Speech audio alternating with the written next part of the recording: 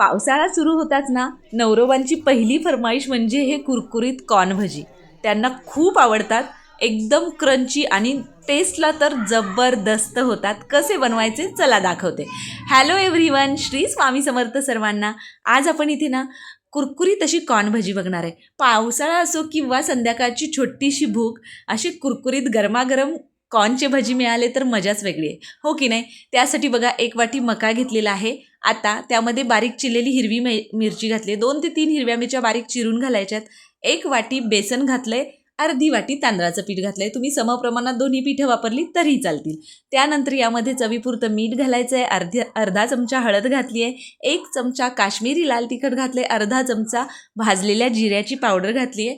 पाव चमचा साबूत जिरं घालायचं आहे आणि हातावर घेऊन ओवा 1 चमचा क्रश करून घालायचं आहे. आता खूप सारी बारीक चिरलेली कोथिंबीर घातली आहे. त्यानंतर यामध्ये घालायचं आहे अगदी चिमटीत बसेल एवढाच खायचा सोडा. थोडं थोडं पाणी घालून घ्यायचं आणि आपल्याला हे भज्यांचं जे पीठ आहे ते भिजवून घ्यायचं आहे. आता हे मक्याची जी भजी आपण बनवणार आहे त्यासाठी पीठ आपल्याला खूप जास्त पातळ करायचं नाही. तुम्हाला मी दाखवते. अगदी घट्टसर हे पीठ आपल्याला भिजवून घ्यायचं आहे, जेणेकरून एकदम कुरकुरीत आणि क्रंची असे हे भजी तयार होतात. तर इथे कन्सिस्टन्सी तुम्ही बघू शकता. या कन्सिस्टन्सीचं पीठ मी भिजवून घेतलं आहे. तेल ऑलरेडी गरम करायला ठेवलेलं. मीडियम हाय फ्लेमवर तेल गरम करून घ्यायचं आणि आपल्याला गॅसची फ्लेम मीडियम करून हे भजी घालून घ्यायचे.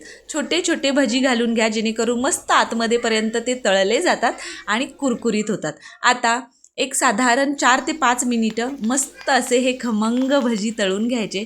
थोडासा कढीपत्ता घातला आहे. मला या भज्यांमधला कढीपत्ता खूप प्रचंड कुरकुरीत असा आवडतो. त्यामुळे भजी बनवत असताना शक्यतो मी असे हे कढीपत्त्याची पानं त्यामध्ये घालत असते. आता बघा, मस्त व्यवस्थित असे हे भजी आपण तळून घेतलेत. अगदी परफेक्ट रंगावर तळून घ्यायचे.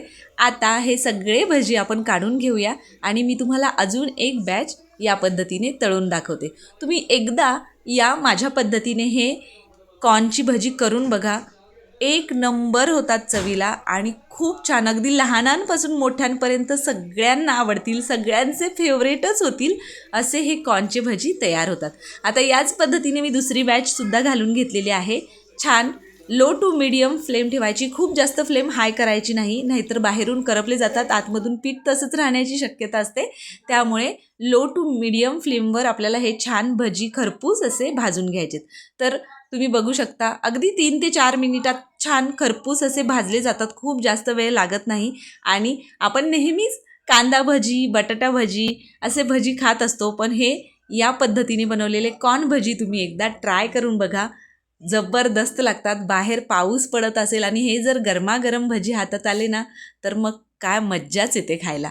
तर अशा पद्धतीने मस्त आपली दुसरी बॅचसुद्धा छान तळून झाली आहे. तुम्ही रंग बघू शकता किती परफेक्ट आला आहे. आणि अगदी तुम्ही हे घरात भजी करायला घेतले ना, तर शेजारीसुद्धा विचारतात की काहीतरी छान मस्त खमंग तळलं जाते वाटतं आज.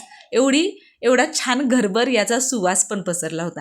तर अशा पद्धतीने दुसरी बॅचसुद्धा खरपूस अशी तळून झालेली आहे आणि याच पद्धतीने मी सगळे कॉर्नचे भजी तळून घेतलेले आहेत.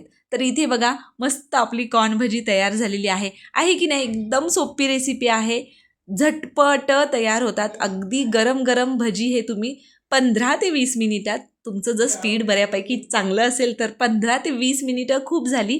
आणि जर ठीकठाक असेल तर अर्ध्या तासात तुम्ही हे भजी मस्त असे तयार करू शकता. इथे आपले गरमागरम कॉर्न भजी खाण्यासाठी तयार आहेत. हिरवी चटणी बनवा किंवा सॉस बरोबर खा, किंवा असेच जरी खाल्ले तरीसुद्धा भन्नाट लागतात. तर अशा पद्धतीने कॉर्न भजी तयार झालेले आहेत. तुम्हाला ही रेसिपी कशी वाटली कमेंट करून नक्की सांगायचं आहे. आणि अजूनही आपल्या चॅनलला तुम्ही सबस्क्राईब केलेलं नसेल तर आदिश्री रेसिपीज या आपल्या चॅनलला सबस्क्राईब करून घ्या. बेल आयकॉन प्रेस करायला विसरू नका, जेणेकरून इथून पुढे येणाऱ्या अशाच नवनवीन आणि छान छान रेसिपीच्या नोटिफिकेशन्स तुम्हाला मिळतील आणि त्या सगळ्या रेसिपी तुम्हाला ट्राय करून बघता येतील. तुम्ही बघू शकता किती मस्त आणि क्रंची कुरकुरीत हे भजी तयार झालेले आहेत. त्यामुळे या पावसाळ्यात अजिबात मिस करू नका आणि हे कुरकुरीत असे कॉर्न भजी नक्की करून खा.